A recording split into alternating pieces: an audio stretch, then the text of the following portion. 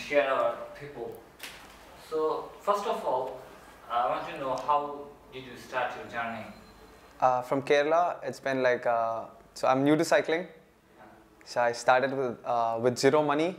I took my brother's cycle. I didn't want to buy a new cycle or anything. Since it was there, I thought I'd start taking for a ride. Started from the Kanyakumari, which is the last point of India. Started from there. We have 14 districts in Kerala. So it was a 14 districts, 14 days with zero money in hand, no tent, no sleeping bag, completely asking people for help. So randomly going to people, asking for food, anywhere to stay, mosque, church, temples, everything, you know. So it was a very educative trip, you know. I saw a lot of Kerala. And since it was possible, since I understood it was possible, and then I took off. And Kerala have never faced a bad flood in a long time. It was 2018 with a very bad flood. I was there. And then again 2019. So the climate change is actually a big issue. It's getting there. People didn't understand initially. But slowly it's getting there. Everyone's starting to contribute and understand. So I thought, I can't just simply sit with my education. I can't simply sit home and start looking after myself. I want to do my best for the people. No, just make them understand. So collecting of waste or anything, it's going to be back again, you know. So I thought the best bet was to go to schools, talk to the kids, talk to them about what's happening, give them a bit of a hint what they're going to face in future, the climate change and the temperature, you know, just help them out in a way. Just small things that they can do that will help. So I started from there. I started visiting schools, even though I didn't know Hindi also. I got it translated from teachers. And then it went on. I covered Andhra, Karnataka, lot of states through the east. And northeast I came. And then it was a really good time. I was learning a lot from people around. And Meghalaya was a really turning point. I stayed there, I started working. And the culture and the people really was so good. So I learned there. I started picking up sand for like just helping them out. And then when I was in Meghalaya, in Dauki, which was the border of Bangladesh and India, so there when the CAA happened recently, 2 months ago, 2-3 months ago, yeah. So when that happened, I thought, you know, like everyone's very violent in India. People are talking about Bangladesh, like people coming over, jumping offenses and, you know, taking our land and everything. And like some people, they don't have proper knowledge about what's happening. So it started spreading in a bad way. Everyone have a bad bad understanding about Bangladesh and people in there. So I didn't believe that. I was in the border. I could see the people there. They're very nice. So I made a lot of friends there. So I thought I'll see it for myself. I went to Guwahati, took a visa for Bangladesh, and I entered. And SYLHET, I've met a lot of friends. I've made friends so good, you know. I've never expected this at all. So I'm hoping to do. I'm traveling Bangladesh. I'm hoping to travel the whole of Bangladesh, maximum wherever. I've got a month. So I go to as many places, and I'm hoping to do this without any money to show it's possible, it's safe, there's no worries. You know, people are very helpful here. I want to share that message to India. So I'm going to start my ride soon towards Chittagong, Sundarbans, Dhaka, and as many places as possible. So this trip is a 2-year trip, and and this is what I didn't have any plans initially, but I want to share things to people. That's the main intention, and I want to learn it for myself and share the education to kids. Yeah. That's a very good thing. You are enjoying your life a different way. So how we see is really that government get some break from work or their personal life, they visit another country or tourist places. You are different from them. Yeah. You are without no cash, your aim is different. So why you're different from them, and why you came here, what you are learning? So I was working in New Zealand for a year. I studied there, worked there, and it was a routine, you know. It was like a 9 to 5 job, just going, coming back, having some time with the friends, and it's a repeat. With we're getting good money also. It was a really good money. They played well. It was a very fantastic life there. It was easy life, and there's no diversity. How long can you eat the same food over and over and over again? We are not meant for that. I believe that. So money didn't help me out. Money didn't. I was fortunate enough to learn that experience of the routine, job and everything. So I quit that after a year. I came back to India. And then things happened, there was a cycle there. I started getting into nature. I learned a lot from nature. And then I want to share that. So, I don't know, maybe it was being stupid and hungry. I call that myself, I was stupid. I wasn't aware of a lot of things. And I was just hungry to learn more and more. So I think that's what made me into cycling. And my best experiences, I learned the most when there was less money, So for example, if I go to a restaurant, pay the money and eat the food, it's just satisfying your hunger, that's all. But you're not learning much from there. But when you go ask someone, especially with the cycle, when you go ask food from a hotel, there's interaction there, It's not just paying money and eating food. If I don't have money, I'll ask him, "Sir, can you please give me some food?" He'll be like, "Why?" Then the conversation starts, He want to get to know me more. I'll talk to him. I'll get to know more. There's conversation there. We are talking. So that kind of, we learn from there. That's what I thought. So, and I've been learning a lot from there without money, much money. It's just the cost to cycle. That's all I'm doing. I've got my own tent. I pitch anywhere. I use church. I use temples and anywhere. Petrol pumps. I sleep there in a tent. So it's easy, you're not doing any fuel for your cycle because it's your energy. So yeah, I'm learning, picking up things from people. I'm learning a lot from people. That way, when you're doing budget travel, you meet a lot of people. You make a lot of friends. So that too helped me. So I'm just keep on going, I want to do this more and more. And yeah, that's pretty much it. One more thing here. So when I was being for a couple of weeks in India, so they give me lots of love, so I was pleased. But sometimes we saw on social media, so lots of negative conversations, Indian people blaming Bangladeshi people blaming India's people.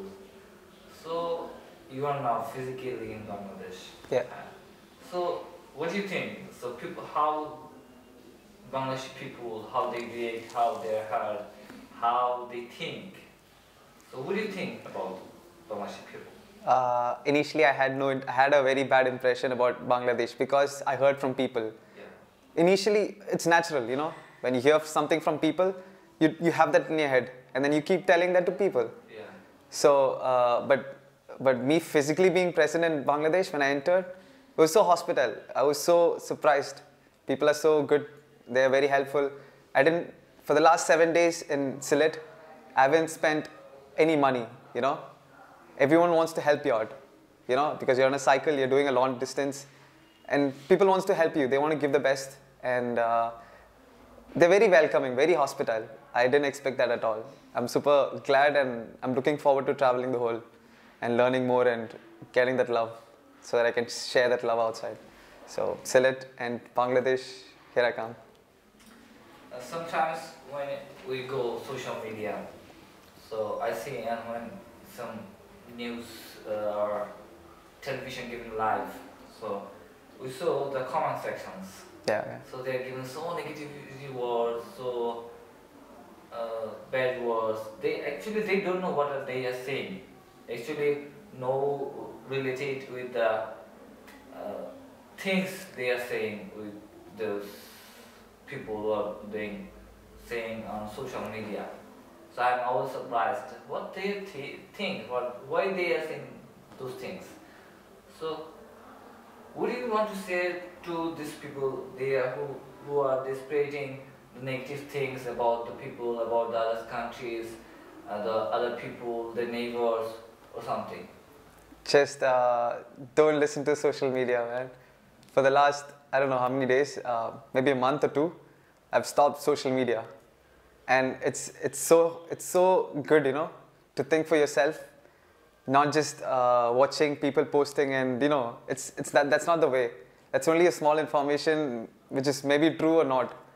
But being present, see for yourself. If you have a doubt, see for yourself. Come to the place, see for yourself. That's when you learn the most. So social media is just in your head. It's not the best place, really. Even though it can help you out in a lot of ways, it's just time consuming, and this is not even the right message, you know. The life when you travel and the life in social media, just Googling, you know, like it's how Googling is. Going to a place, you have to be physically present, and when you learn something from Google, you won't get anything much. You know, it's just a top layer. There's nothing depth. Yeah. So don't listen to social media, whatever they say. You know, all these people, it's just negativity there.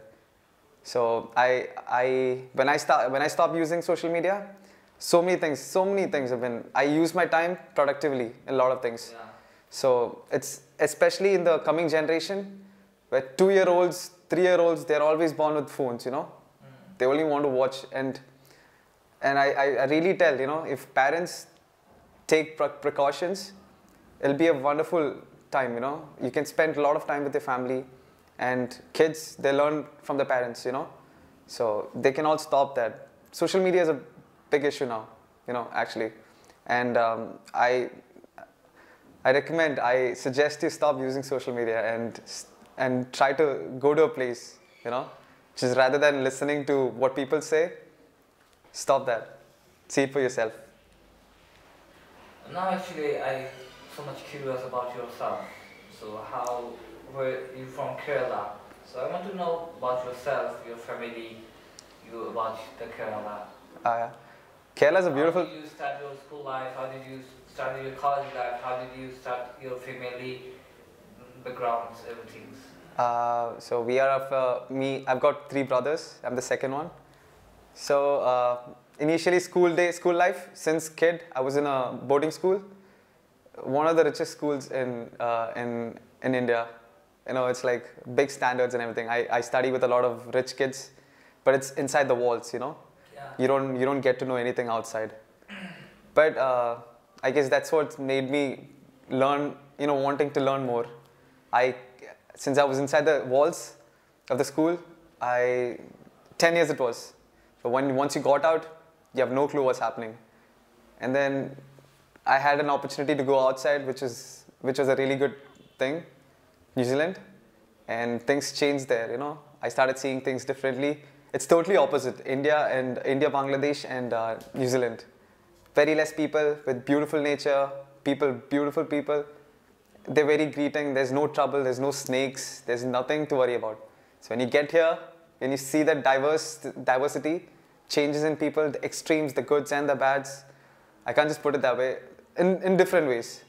So all that kind of helped me, you know, wanting to know more and learn more, rather than just working your office time, working for someone else you don't even know. I didn't want that. So yeah, that's pretty much it. My family, we are into business family, so everyone's like, it's a rat race, you know, business and running, and how much of money you get, you're not happy. You just want to keep going more and more, wanting the best for you.